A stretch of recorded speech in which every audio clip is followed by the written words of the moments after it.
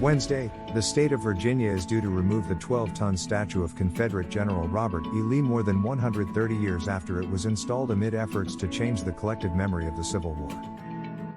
Governor Ralph Northam, a Democrat, announced plans to remove the statue in June 2020, during nightly racial justice protests in Richmond, Virginia, after Minneapolis police killed George Floyd. A group of residents from Richmond's historic Monument Avenue then filed suit to keep the 40-foot-tall memorial where it is.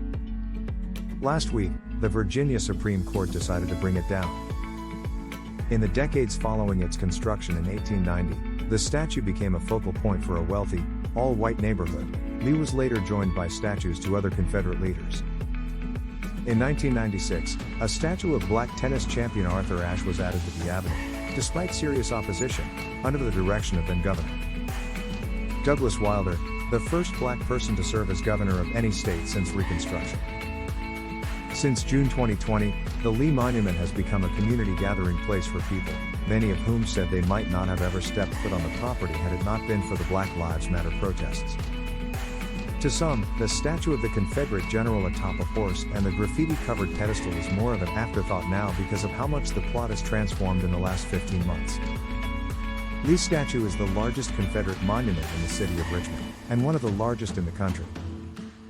Nearly every other Confederate statue in the city was removed last summer, either by protesters or the city itself at the request of Richmond Mayor Levar Stoney. Activists have celebrated the removal of the monument, but have noted it was only one of the demands they've made. They say they'll continue calling for major structural reforms to the state's criminal justice system. Officials say the statue will be removed early on Wednesday, and the graffiti-covered pedestal will remain in place while discussions continue about the future of Monument Avenue.